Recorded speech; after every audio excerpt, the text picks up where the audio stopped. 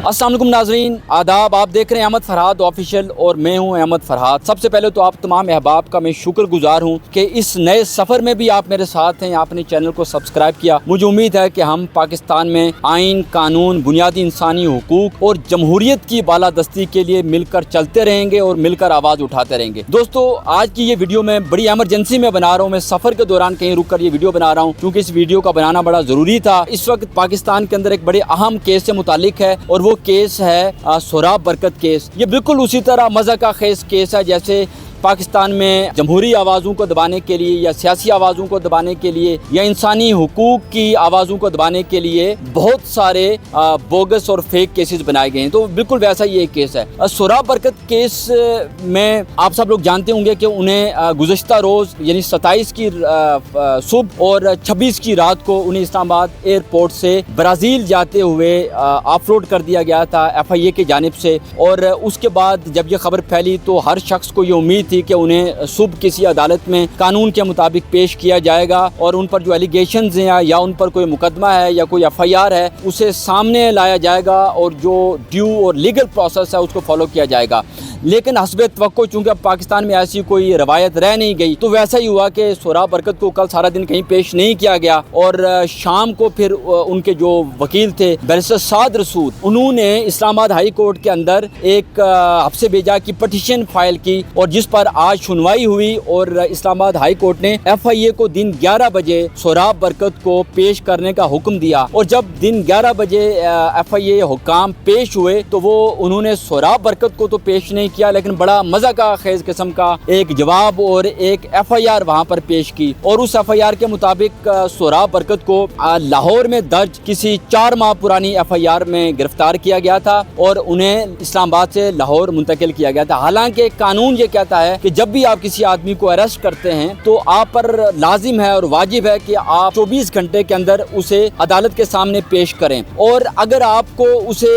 शहर से बाहर किसी दूसरे शहर में मुंतकिल करना पड़े या आपको जरूरत हो तो आप उसका मजिस्ट्रेट से अदालत से राहदारी रिमांड लेते हैं। और इस मामले में इन दोनों कानूनी पहलुओं से सरफ नजर किया गया और इनकी कोई परवाह नहीं की गई। मजे की बात यह कि जो FIR सामने लाई गई वो बड़े मजे की FIR है। FIR 4 माह पुरानी है और FIR में ये कहा गया कि सोहराब बरकत ने PTI की रहनुमा जो इस वक्त 9 मई के केस में सजा काट रही हैं, 5 साल की सजा काट रही हैं, सनम जावेद, उनका 4 माह पहले इंटरव्यू किया था। अच्छा, उसमें ये बताया, उसमें कहीं पर FIR में ये नहीं बताया गया कि सोहराब बरकत ने क्या एंटी स्टेट कहा या सोहराब बरकत ने क्या कोई ऐसे काबिल ताज़ीर बात की। उसमें सिर्फ ये बताया गया है कि सनम जावेद यानी जिनके इंटरव्यू किया गया उन्होंने फलां बातें की, वो एंटी स्टेट थी, वो कानून के खिलाफ थी, ज़ाब्ते के खिलाफ थी, लिहाजा उस बुनियाद पर सोहराब बरकत के खिलाफ FIR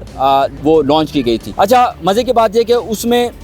तफ्तीश करने वालों ने, चूँकि आप ज़रा इनकी मेंटल हालत का भी अंदाज़ा लगाइए और आप इनकी काबिलियत का भी अंदाज़ा लगाइए कि उसमें इन्होंने ये कहा कि सोहराब ने ये इंटरव्यू किया और उसके बाद अपने YouTube चैनल से पब्लिश किया, अपने YouTube चैनल से एयर किया और YouTube चैनल का नाम है siyaset.pk। अच्छा, इन अकल के अंधों को ये पता नहीं है या ये इतनी तहकीक नहीं कर सके या ये इतनी बड़ी बात से आगाह नहीं है कि जो siyaset.pk है वो सोहराब बरकत का ऑफिशियल पेज नहीं है, ना उनका ऑफिशियल YouTube चैनल है, बल्कि वो आज़ाद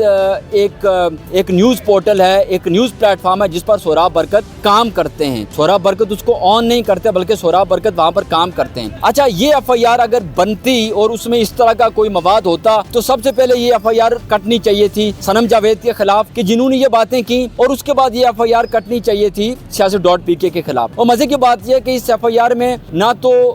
siyaset.pk को अक्यूज किया गया है ना ही सनम जावेद को अक्यूज किया गया है, लेकिन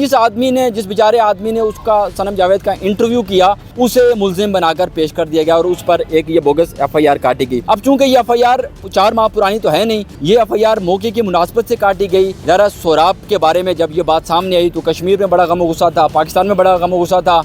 साफ्ती हलकों में बड़ा गम गुस्सा था, इंसानी हुकूक की तंजीमों ने इस पर बड़ी आवाज़ उठाई। तो इस प्रेशर में आकर सोहराब को किसी न किसी मामले में सामने लाना था। जैसे मेरे केस में मुझे लाया گیا تھا تو ایک جعلی سی 4 ماہ پرانی FIR میں سوراب کو سامنے لایا گیا اور اب سوراب کو اس میں کنوکٹ کر دیا گیا۔ اس وقت سوراب جو ہیں وہ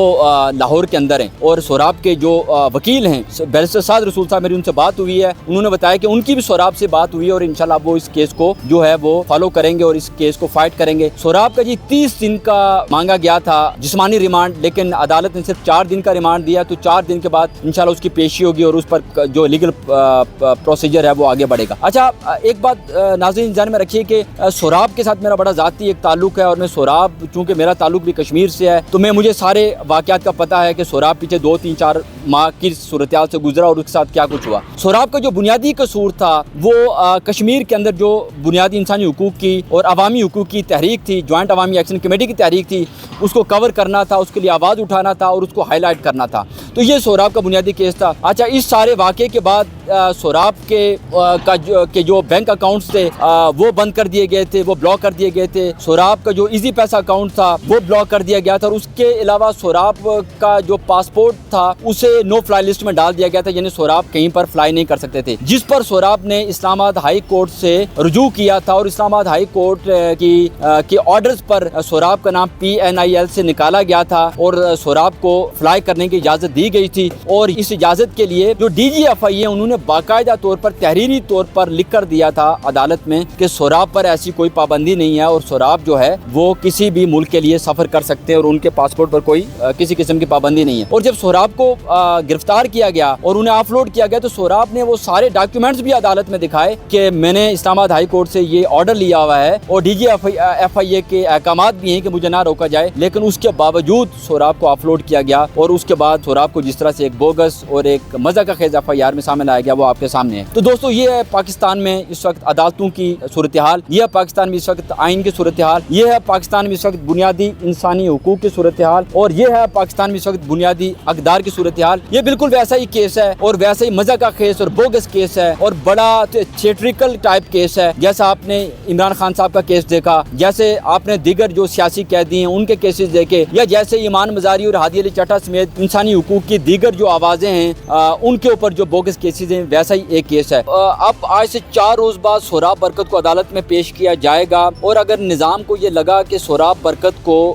اچھے طریقے سے سبق سکھا لیا گیا ہے یا اسے اچھا بچہ بنا لیا گیا ہے یا سوراب برکت کو گرفت میں لا کر جن لوگوں تک پیغام پہنچانا مقصود تھا ان تک پیغام پہنچا لیا گیا ہے تو شاید سوراب برکت کے لیے کچھ آسانی ہو، ورنہ جو روایت ہے اور جو سٹریک ہے اور جس طرح کے مقدمات آپ کے سامنے پاکستان میں چل رہے ہیں اور جس طرح اس طرح کے مقدمات کا کوئی منطقی نتیجہ نکلتا ہے وہ تو آپ کے سامنے ہے اور آپ مجھ سے بہتر جانتے ہیں، لیکن ہم سوراب برکت کے لیے دعا کر سکتے ہیں اور اس عزم کا اظہار کر سکتے ہیں کہ جیسے بھی حالات ہوں ہم اس فسطائیت کے خلاف، اس لا قانونیت کے خلاف اور اس جبر کے خلاف کھڑے رہیں گے۔ اگر اس آج کی اس ویڈیو سے متعلق اور اس چینل سے متعلق یا میرے متعلق آپ کی کچھ آراء ہیں یا آپ کوئی بات ہے جو آپ کرنا چاہتے ہیں تو کمنٹ سیکشن میں اس کا اظہار ضرور کیجیے گا۔ انشاءاللہ اگلی ویڈیو میں ملاقات ہوگی، اپنا خیال رکھیے گا۔